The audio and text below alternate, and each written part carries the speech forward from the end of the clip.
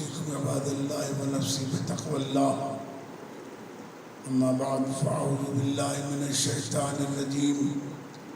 بسم الله الرحمن الرحيم. إن الدين عند الله الإسلام. صلوات پڑھے بابا محمد.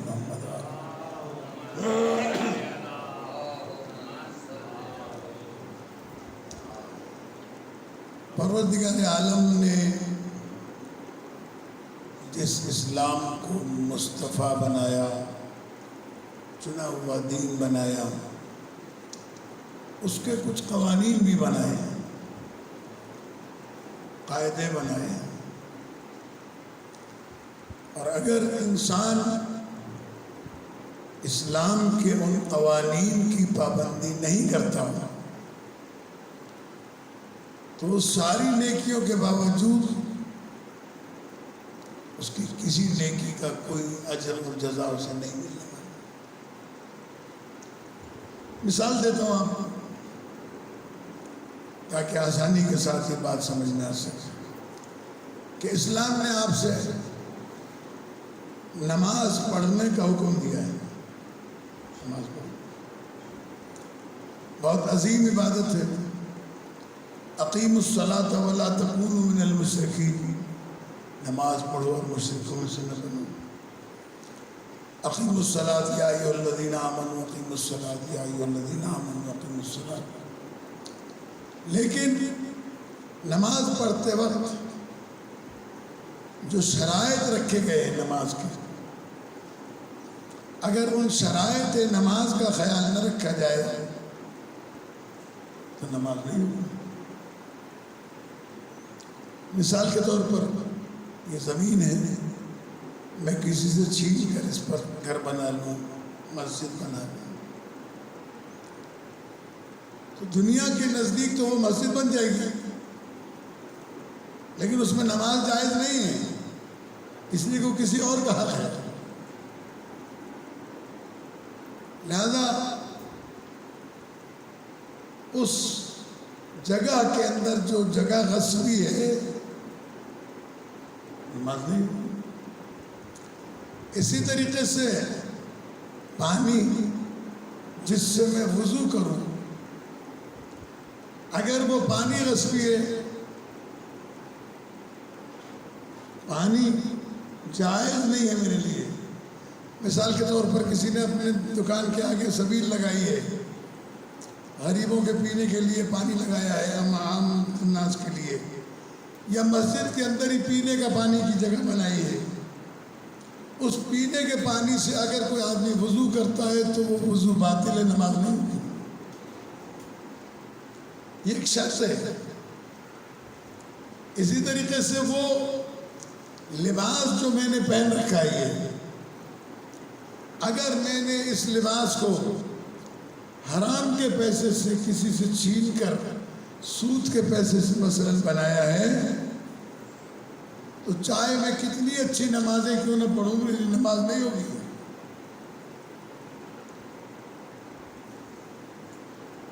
بہت ساری چیزیں ہیں. مکان کا غصبی ہونا، لباس کا غصبی ہونا، پانی کی طہارت نہ ہونا. مثلا میں امیر آدمی ہوں تو میں چاہتا ہوں کہ عرق گلاب سے وضو کروں. کس چیز سے؟ عرق گلاب سے وضو کروں. نہیں ہوگی، اس لیے کہ وضو کے لیے آب خالص چاہیے. جب میں بڑا آدمی ہوں، میرے وضو کرتے وقت کوئی دوسرا آدمی پانی کا لوٹا لے کر کھڑا ہو تاکہ وہ پانی ڈالتا رہے، میں وضو کرتا رہوں، نہیں ہوگی، وضو باطل ہے. یہ تمام چیزیں شرائط نماز میں شامل کیوں کی گئی؟ تاکہ کسی کا حق کھنچ کر نہ آ جائے، وہ کی پاسداری ہو جائے. تو اسلام نے ہر عمل کے لیے ایک خاص قانون بنایا ہے. اسی طرح اللہ کی راہ میں خرچ کرنے کے لیے یہ دیکھنا ضروری ہے کہ مال حلال کا ہے یا حرام کا ہے. اس لیے کہ قرآن مجید فرقان حمید میں پروردگار عالم نے واضح طور پر ارشاد فرمایا کہ میری راہ میں حرام کے مال کو خرچ کرنے کا سوچو بھی مت. تو جہاں سوچ پر پابندی ہے وہاں عمل کرنے کے اوپر کہاں سے اجازت مل جائے گی. اس لیے ہر عمل سے پہلے اس کے شرائط کو پورا کیا جائے. اصل نماز کعبۃ اللہ کی طرف منہ کر کے پڑھی جائے. اب آدمی کعبۃ اللہ سے منہ پھیر کر نماز پڑھے، کتنی اچھی نماز پڑھے نہیں. اللہ نے سورہ حمد کو فرض کیا ہے نماز میں. اب یہ نماز سورہ حمد کے بغیر نہیں ہوگی. لا صلاۃ الا بفاتحۃ الکتاب، نماز نہیں ہے. اب باقی سورے بھی قرآن مجید کے سورے ہیں. مثلا سورہ قل هو اللہ احد، سورہ توحید ہے، سورہ کوثر ہے. چھوٹا یا بڑا سورہ، اگر کسی کا دل چاہے کہ میں آج سورہ حمد نہیں پڑھتا، نماز میں کوئی اور سورہ پڑھتا ہوں، نماز نہیں ہوگی. ایک چیز یہ کہ قانون پروردگار کے مطابق زندگی گزارنا ہے. اگر انسان اس عمل خیر کے لیے قوانین الہی کی پابندی نہیں کرتا تو چاہے کتنی بڑی نیکی کیوں نہ کرتے اس کا اجر اللہ کے پاس سے نہیں ملنے والا اسے، اس لیے کہ اس نے قانون کو توڑ دیا. میں اور مثال دیتا ہوں تاکہ 2-3 باتیں آپ کے ذہن میں بیٹھ جائیں. اللہ تبارک و تعالیٰ نے کہا کہ جانور کو ذبیحہ کر کے کھاؤ. ذبیحے کے لیے شرائط ہیں، جانور زندہ ہو،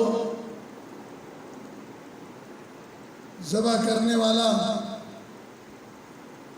مسلمان ہو، جانور کو قبلہ رخ لٹایا جائے، اس کی چاروں رگیں کاٹی جائیں، ایسے اوزار سے گردن کاٹی جائے جس سے کاٹنا جائز ہو، اور بسم اللہ اللہ اکبر پڑھ کے ذبح کیا جائے، اللہ کا نام لے کے ذبح کیا جائے. اب میں 2 باتیں آپ سے پوچھتا ہوں. ذبیحہ کرنے والا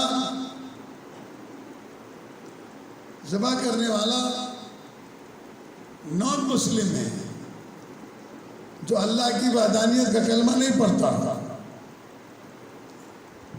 آپ کیا کہتے ہیں کہ اگر وہ اللہ کا نام لے کے ذبح کر دے تو وہ جانور حلال ہو جائے گا؟ نہیں ہوگا. اس لیے کہ خود ذبیحہ کرنے والے کے لیے شرط ہے کہ وہ مسلمان ہو، صاحب ایمان. اچھا اب یہ ساری شرائط پوری کر دی، پڑوس والے کی مرغی چرا کے کھا لی، پورے شرائط کے ساتھ ذبح کرتے ہیں، حلال ہو جائے گی؟ نہیں. اس لیے تمام مسلمانوں کے اوپر فرض ہے کہ وہ اپنے دین کے احکامات کو انجام دینے کے وقت اس کے شرائط جانتا ہو، ورنہ مولا کائنات علی ابن ابی طالب علیہ السلام کا فرمان ہے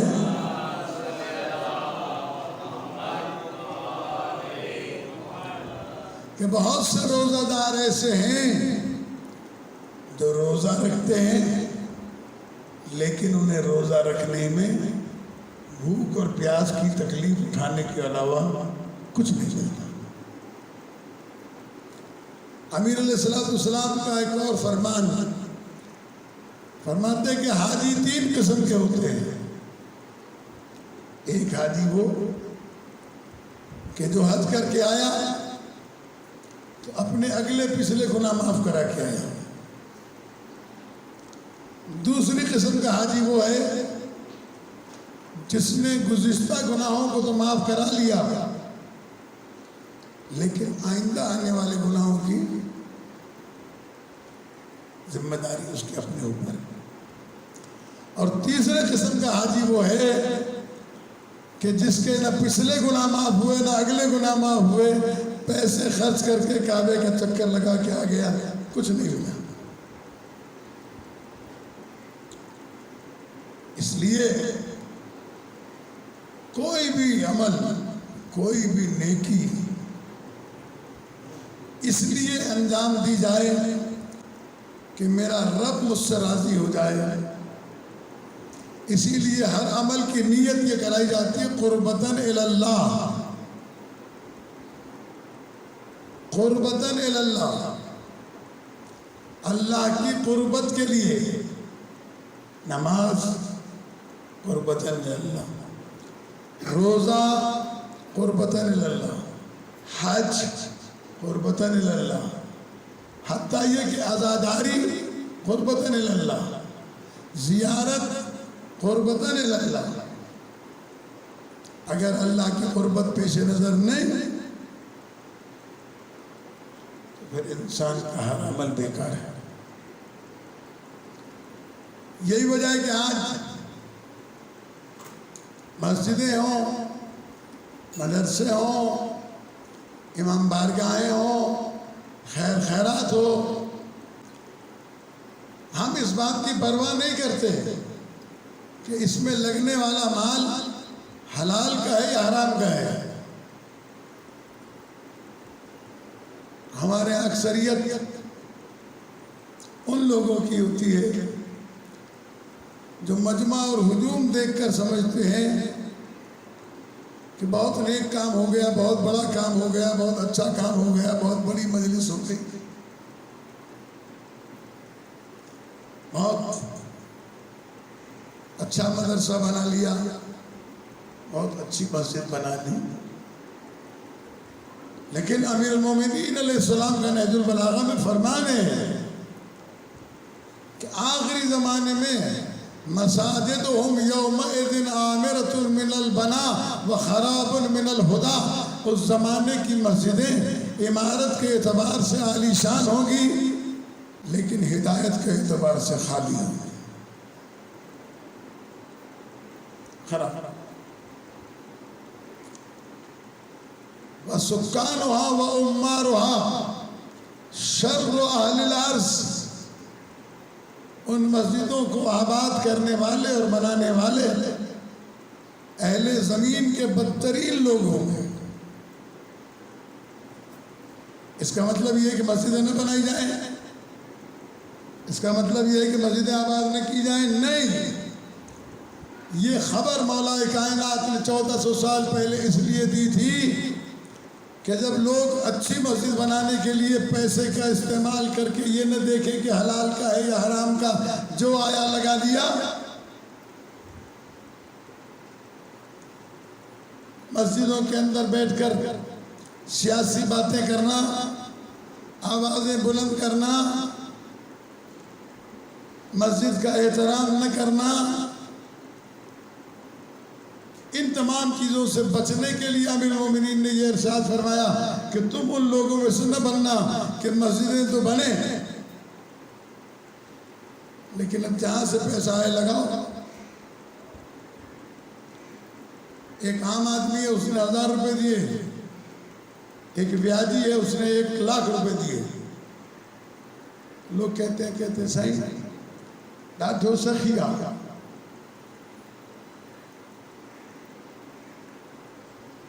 بہت نیک وکار ہے. نہیں، اس کو یہ پیسہ مسجد میں لگانے کا حق ہی نہیں تھا. اپنے آپ کو پابند. اسلام کے قانون کے مطابق وہ مسجد ہی نہیں ہے جو غصبی مکان سے بنائی جائے یا حرام کے پیسے سے بنائی جائے. کچی مسجد ہو، جھوپڑی پڑی ہوئی ہو، سرکنڈے کی چھت پڑی ہوئی ہو، لیکن حلال کے پیسے سے ہو.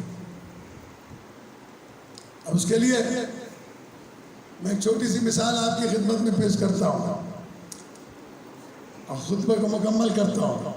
حضرت ابو طالب علیہ السلام کے زمانے میں برسات ہوئی، اتنی بارشیں ہوئی کہ خانہ کعبہ کے گرد سیلاب آ گیا، اور سیلاب آنے کی وجہ سے خانہ کعبہ کی عمارت منہدم ہو گئی. سیلاب کے جانے کے بعد اب کوشش تھی کعبہ دوبارہ بنے. مکے کے رہنے والوں نے تعمیر کے لیے پیسے جمع کیے، اور یہ بات میں پہلے بھی عرض کر چکا ہوں.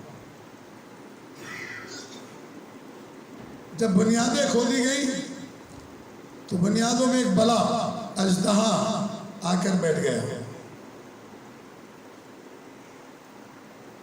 بہت کوشش کی مکے والوں نے اس اژدہے کو مارنے کی، نکالنے کی، نہیں نکال سکے. تو سردار قریش حضرت ابو طالب علیہ السلام کے پاس آئے، کہنے لگے کہ اے ہمارے سید و سردار، معاملہ یہ ہے کہ ہم کعبہ تعمیر کرنا چاہتے ہیں، لیکن یہ بلا اور یہ اژدہا ہمیں کعبہ تعمیر کرنے نہیں دیتا. حضرت ابو طالب علیہ السلام نے فرمایا، تم نے جو کعبے کی تعمیر کے لیے مال جمع کیا ہے، اس میں حرام کا مال مکس ہے. اپنے پیسے الگ کرو. شراب کا کاروبار والا اپنے پیسے لے جائے، سود کا کاروبار کرنے والا چوری اور ڈاکے سے پیسے جمع کرنے والا اپنے پیسے لے جائے. جب تم خالص پیسے کعبے کی تعمیر کے لیے رکھو گے تو یہ بلا خود بخود ٹل چلی جائے گی. اور ہوا پروردگار عالم نے 1400 سال پہلے یہ نظام بتا دیا کہ میرا گھر بنے گا تو حلال کے پیسے سے بنے گا، حرام کے پیسے سے نہیں. مدرسہ چلے گا تو حلال کے پیسے سے چلے گا، حرام کے پیسے سے نہیں. امام بارگاہ بنے گی تو حلال کے پیسے سے، حرام کے پیسے سے نہیں. مجلسیں ہوں گی تو حلال کے پیسے سے ہوں گی، حرام کے پیسے سے نہیں. نظر و نیاز ہوگی تو حلال کے پیسے سے ہوگی، حرام کے پیسے سے نہیں. خیر و خیرات ہوگی حلال کے پیسے سے ہوگی، حرام کے پیسے سے نہیں. بس اس قانون کو اگر یاد رکھا آپ نے تو زندگی میں ایک انقلاب آ سکتا ہے، تبدیلی آ سکتی ہے. بسم اللہ الرحمن الرحیم. والعصر ان الانسان لفی خسر الا الذین آمنوا وعملوا الصالحات وتواصوا بالحق وتواصوا بالصبر.